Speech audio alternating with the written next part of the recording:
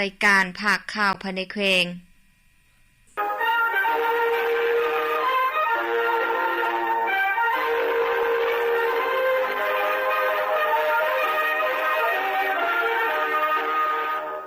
ที่นี่วิทยุแขวงผงสะลีต่อไปเชิญทานรับฟังข่าวที่มีหัวข้อข่าวพร้อมเนื้อในดังต่อไปนี้แขวงผงสะลีปาฐกถาวันแม่หญิงสากลครบรอบ116 ปีตอนเช้าของวันที่6มีนาปี2026นี้แขวงผงสะลีได้จัดพิธีปาฐกถาวันแม่หญิงสากลวันที่8มีนา1910หาวันที่8มีนา2026ครบรอบ116 ปีภายใต้คำควรสิทธิความยุติธรรมการลงมือปฏิบัติเพื่อแม่หญิงและเด็กหญิงทุกคนโดยให้เกียรติเข้าร่วมเป็นประธานและเหล่ามุนเสื้อวันแม่หญิงสากลของสหายหุ่มเพ็งจอมวิสารกรรมการประจำพรรคแขวงประธานแนวลาวสังสาสแขวงพงศรีผู้ชี้นำเวียกงานองค์การจัดตั้งมหาชนขั้นแขวงมีสหายนางคำมลาสุวงศ์กรรมการพรรคแขวงคณะบริหารงานสหพันธ์แม่หญิงลาวประธานสหพันธ์แม่หญิงแขวงพงศรีมีคณะประธานแขกเชิญหัวหน้าหน่วยสหพันธ์แม่หญิงหักฐานตลอดฮอดสมาชิกสหพันธ์แม่หญิงอ้อมข้างแขวงเข้าร่วมสหายหุ่มเพ็งจอมวิสารกรรมการประจำพรรคแขวงประธานแนวลาวสังสาสแขวงพงศรีได้เล่าประวัติความเป็นมาของวันแม่หญิงสากลครบรอบ116 ปีและเนื้อในบรรดาองค์การจัดตั้งสนธิสัญญาแถลงการและกองประชุมต่างๆเกี่ยวกับแม่หญิงในระดับสากลภาคพื้นและอาเซียนซึ่งบางตอนท่านยกให้เห็นว่าวันที่8มีนาแม่นเหตุการณ์การเมืองที่สำคัญเป็นขีดหมายแห่งไสยสนะอันพื้นฐานของกระบวนการแม่หญิงสากลในการต่อสู้ทวงเอาสิทธิผลประโยชน์อันสอบธรรมให้แก่แม่หญิงสาวผู้ออกแห่งงานในทั่วโลกเป็นวันระลึกถึงการต่อสู้ของแม่หญิงเพื่อปลดปล่อยตนเองและทวงให้มีสิทธิเสมอภาคประชาธิปไตยคือกันกับผู้ชายทวงให้พวกนายทุนแก้ไขชีวิตการเป็นอยู่ภายใต้คำควรผู้หนึ่งเฮ็ดเวียกมือละ8ชั่วโมงแม่หญิงและผู้ชายเฮ็ดเวียกคือกันต้องได้รับเงินเดือนเท่ากันมีระบบป้องกันสุขภาพของแม่หญิงและเด็กน้อยสำหรับสปป.ลาวรัฐบาลได้มีแนวทางนโยบายและกลไกส่งเสริมความก้าวหน้าของแม่หญิงมีแนวทางนโยบายต่อการพัฒนาการปกป้องสิทธิผลประโยชน์ของแม่หญิงและการส่งเสริมความก้าวหน้าของแม่หญิงความเสมอภาพระหว่างหญิงชายซึ่งได้กำหนดแจ้งอยู่ในรัฐธรรมนูญและกฎหมายหลายฉบับเป็นตัวแทนแห่งการปกป้องสิทธิและผลประโยชน์อันชอบธรรมของแม่หญิงและเด็กน้อยส่งเสริมความก้าวหน้าความเสมอภาพหญิงชายและความเข้มแข็งให้แก่แม่หญิงพร้อมนี้สหายนางคำมลาสุวงศ์กรรมการพรรคแขวงประธานสหพันธ์แม่หญิงแขวงพงศรีได้เผยแพร่นโยบายและกลไกส่งเสริมความก้าวหน้าของแม่หญิงในสปป.ลาวและเวียกงานที่ผลเด่นในปี2025ของสหพันธ์แม่หญิงแขวงพงศรีตึมอีกในพิธียังได้มีการจัดกิจกรรมถามตอบคำถามวิทยาศาสตร์โดยบรรยากาศฟื้นและได้มอบรางวัลให้ผู้สนับสนุนพิธีเฉลิมฉลองวันแม่หญิงสากลและมอบรางวัลให้ผู้ที่ตอบถูกคำถามวิทยาศาสตร์ขึ้นมอบรางวัลโดยท่านนางจันสมรสาลิวัลย์รองประธานสหพันธ์แม่หญิงแขวงขึ้นรับโดยบรรดาท่านผู้ที่สนับสนุนพิธีเฉลิมฉลองวันแม่หญิงสากลและผู้ที่ตอบคำถามวิทยาศาสตร์ตามลำดับกองประชุมสัมมนาวิทยาศาสตร์การหันเปลี่ยนท่าแห่งการท่องเที่ยวแขวงพงศรีสู่เศรษฐกิจปลายแหลมที่ยืนยงตอนเช้าของวันที่6มีนาคม2026ที่ห้องประชุมสันหาองค์การปกครองแขวงทางแผนกวัฒนธรรมและการท่องเที่ยวแขวงได้จัดกองประชุมสัมมนาวิทยาศาสตร์การหันเปลี่ยนท่าแห่งการท่องเที่ยวแขวงพงศรีสู่เศรษฐกิจปลายแหลมที่ยืนยงโดยการเป็นประธานของท่านอู่คำตุลพันธ์กรรมการประจำพรรคแขวงรองประธานคณะกรรมการปกครองแขวงผู้ชี้นำโครงเขตวัฒนธรรมสังคมขั้นแขวงมีท่านอ่อนคำอินแสงกรรมการพรรคแขวงหัวหน้าแผนกวัฒนธรรมและการท่องเที่ยวแขวงพงศรีมีบรรดาผู้ต่างหน้าจากแผนกการออมข้างแขวงจากบรรดาเมืองภาคส่วนเกี่ยวข้องภาครัฐภาคธุรกิจตลอดฮอดพนักงานราชการภายในเข้าร่วมท่านบุญจันทร์แก้วจินดาหัวหน้าแขนงท่องเที่ยวแขวงผ่านข้อตกลงคณะรับผิดชอบคุ้มครองจุดหมายปลายทางการท่องเที่ยวแขวงพงศรีจากนั้นท่านอู่คำตุลพันธ์กรรมการประจำพรรคแขวงรองประธานคณะกรรมการปกครองแขวงผู้ชี้นำโครงเขตวัฒนธรรมสังคมขั้นแขวงได้กล่าวเปิดกองประชุมสัมมนาอย่างเป็นทางการพ ร้อมนั้นทานสมตุยพรหมวงศ์ไสห้องหัวหน้าแผนกวัฒนธรรมและการท่องเที่ยวแขวงได้เสนอสภาพรวมทายแห่งบ่มโซนของแขวงพงศรีข้อยุ่งยากและทิศทางพัฒนาในต่อหน้าจากนั้นได้ผลัดเปลี่ยนกันเสนอเวียกงานอำนวยความสะดวกในการเข้าออกด่านและการคุ้มครองความปลอดภัยของนักท่องเที่ยวการคุ้มครองการบริการขนส่งผังเมืองและการพัฒนาพื้นฐานโครงสร้างที่พันกับแขนงท่องเที่ยวการคุ้มครองราคาสินค้าและการส่งเสริมผลิตภัณฑ์ท้องถิ่นโอดอปการส่งเสริมการลงทุนและการคุ้มครองบรรดาโครงการสัมปทานท่องเที่ยวที่บ่มีการพัฒนาตามสัญญาการคุ้มครองสุขอนามัยความปลอดภัยด้านอาหารเครื่องดื่มและการป้องกันพยาธิพร้อมทั้งประกอบความคิดความเห็นอย่างกงไปกงมาและสั่งรวมบรรดาข้อเสนอแนะและวิธีการแก้ไขทางวิทยาศาสตร์ในต่อหน้า3องค์การจัดตั้งมหาชนแผนกอุตสาหกรรมและการค้าแขวงพงศรีเปิดบ้านแข่งขันพิธีดังกล่าวได้จัดขึ้นในตอนบ่ายของวันที่5มีนาคม2026ที่ห้องประชุมแผนกอุตสาหกรรมและการค้าแขวงได้จัดพิธีเปิดบ้านแข่งขัน3องค์การจัดตั้งมหาชนแผนกอุตสาหกรรมและการค้าแขวงพงศรี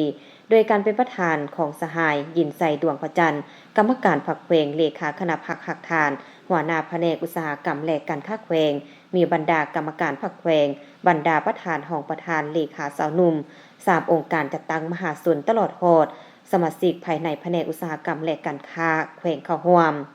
คณะจัดตั้งพิธีได้ผ่านมติตกลงว่าโดยการอนุมัติเปิดบ้านแข่งขันเรียกงาน3องค์การจัดตั้งมหาชนแผนกอุตสาหกรรมและการค้าแขวงผ่านข้อตกลงว่าโดยการแต่งตั้งคณะรับผิดชอบกะเกี่ยมและดำเนินพิธีเปิดบ้านแข่งขันเรียกงาน3องค์การจัดตั้งมหาชนจากนั้นสหายแสงลาดาวเฮืองประธานกรรมบาลหักฐานแผนกอุตสาหกรรมและการค้าแขวงต่างหน้า3องค์การจัดตั้งมหาชนผ่านแผนรวม3องค์การจัดตั้งมหาชนห่างบทบันทึกในครั้งนี้เพื่อสร้างขึ้นเป็นบ่อนอิงในการพันขยายและจัดตั้งปฏิบัติคำควรของ3องค์การจัดตั้งมหาชนคือกรรมบาล5เป็นเจ้าแม่หญิง3ดีและสาวหนุ่ม4บุกภายในแผนกทั้ง3องค์การจัดตั้งจะได้มีการร่วมมือประสานงานประสานสมทบแลกเปลี่ยนและทดถอนบทเรียนเวียกงานซึ่งกันและกันแน่ใส่พัฒนาเวียกงานให้มีความเข้มแข็งประกอบส่วนสำคัญให้แก่การพัฒนาเวียกงานอุตสาหกรรมและการค้าให้บรรลุคาดหมายที่วางไว้จากนั้นผู้เข้าร่วมประกอบความคิดความเห็นอย่างกงไปกงมาจากนั้นคณะ3องค์การจัดตั้งมหาชนขึ้นจับมือแข่งขันกันพร้อมทั้งเซ็นบทบันทึกร่วมกันโอกาสนี้สหายจินใส่ดวงพระจันทร์เลขาคณะพรรคหักฐานหัวหน้าแผนกอุตสาหกรรมและการค้าแขวงมีคำเห็นโอรุมต่อพิธีพร้อมทั้งมอบใบย่อ3องค์การจัดตั้งมหาชนขึ้นมอบโดยสหายจินใส่ดวงพระจันทร์กรรมการพรรคแขวงเลขาคณะพรรคหักฐานหัวหน้าแผนกอุตสาหกรรมและการค้าแขวงและขึ้นหับตามลำดับพิธีมอบหับโครงการก่อสร้างขวานำรุนบ้านห้วยเปเหนือกลุ่มยอดอู่เมืองยอดอู่แขวงพงศรีณตอนเช้าของวันที่4มีนาคม2026นี้อยู่ที่ขวานำรุนบ้านห้วยเปเหนือกลุ่มยอดอู่เมืองยอดอู่แขวงพงศรีได้จัดพิธีมอบหับและนำไส้ขวาดังกล่าวให้เกียรติเข้าร่วมของทานจอมเสงวรรณสารกรรมการประจำพรรคเมืองห้องประธานคณะกรรมการปกครองเมืองผู้ซีนำเวียกงานเศรษฐกิจมีทานสันติรอวงเดือนหัวหน้าผู้ประสานงานโครงการปรับปรุงชีวิตการเป็นอยู่และการปรับตัวเปลี่ยนแปลงดินฟ้าอากาศประจำเมืองยอดอูมีผู้ต่างหน้าบริษัทเหืองประเสริฐก่อสร้างเคหสถานและขอทางมีบรรดาทานห้องการเกี่ยวข้องคันเมืองทีมงานโครงการอำนาจการปกครองบ้านห้วยเปเหนือพร้อมด้วยประชาชนภายในบ้านเข้าร่วมในพิธีทานย่องคำวิชาการจากห้องการโยธาธิการและขนส่งเมืองต่างหน้าให้องค์การปกครองบ้านขึ้นรายงานรวมเกี่ยวกับสภาพการจัดตั้งปฏิบัติกิจกรรมย่อยการก่อสร้างขวานำรุนที่ได้รับทุนสนับสนุนจากโครงการปรับปรุงชีวิตการเป็นอยู่และการปรับตัวเปลี่ยนแปลงดินฟ้าอากาศรวมมูลค่าการก่อสร้าง965,870,344 กีบโดยแม่นบริษัทเหืองประเสริฐก่อสร้างเคหสถานและขวาทางซึ่งขวาดังกล่าวได้เริ่มลงมือก่อสร้างแต่วันที่11พฤศจิกายน2025เป็นต้นมาจนมาฮอดวันที่4กุมภาพันธ์2026แม่นได้สำเร็จห้อยส่วนห้อยขวาแม่นมีขนาดความยาว18เมตรกว้าง 3.4 เมตรสูง1เมตรด้านโครงสร้างเป็นเบตงเสริมเหล็ก2ชั้น ในพิธีตั้งหน้าบริษัทได้มอบให้ทางองค์การปกครองเมืองและทางองค์การปกครองเมืองมอบต่อให้องค์การปกครองบ้านเป็นผู้สวมใส่และปกปักรักษาจากนั้นทานจอมเสงวรรณสารกรรมการประจำพรรคเมืองรองประธานคณะกรรมการปกครองเมืองผู้ชี้นำเวียกงานเศรษฐกิจได้กล่าวแสดงความขอบใจมายังโครงการผู้ให้ทุนและบริษัทผู้รับเหมาก่อสร้างที่ได้ก่อสร้างขวาแห่งนี้จนสำเร็จและเน้นให้องค์การปกครองบ้านพร้อมด้วยประชาชนพร้อมกันปกปักรักษาให้นำใช้ได้ยาวนานเพื่ออำนวยความสะดวกให้แก่ประชาชนในการสัญจรไปมาสหพันธ์แม่หญิงคณะโฆษณาอบรมแขวงสร้างขบวนการออกแห่งงานในตอนบ่ายของวันที่5มีนาคมปี2026นี้สหพันธ์แม่หญิงคณะโฆษณาอบรมแขวงพงศลีได้สร้างขบวนการออกแห่งงานซึ่งนำพาโดยท่านนางคำลายินดาลคำคณะบริหารงานสหพันธ์แม่หญิงแขวงประธานหน่วยสหพันธ์แม่หญิงคณะโฆษณาอบรมแขวงเข้าร่วมออกแห่งงานมีบรรดาทานคณะสหพันธ์แม่หญิงตลอดหอดสมาชิกสหพันธ์แม่หญิงภายในคณะโฆษณาอบรมแขวงการออกแห่งงานของสหพันธ์แม่หญิงคณะโฆษณาอบรมแขวงในครั้งนี้ได้พร้อมพากันทางหญ้าอนามัยเก็บขี้เหงื่อตามขอบเขตความรับผิดชอบของตนที่ต่อหน้าสำนักงานปกครองแขวงเพื่อกะเกียมตอนรับวันสร้างต่างสหพันธ์แม่หญิงสากลครบรอบ116ปีที่จะมาถึงในมม.นี้ให้มีความหมายความสำคัญและให้มีขบวนการฝึกฟื้นพร้อมทั้งเฮ็ดให้สถานที่ความรับผิดชอบของตนมีความสะอาดจุกงามสรุปทดถอนบทเรียนการพบปะระหว่างแผนกศึกษาธิการและกีฬาแขวงพงศลีแห่งสปป.ลาวกับโรงเรียนวิชาชีพการสร้างสินหัวแขวงยุนนานแห่งสปป.จีน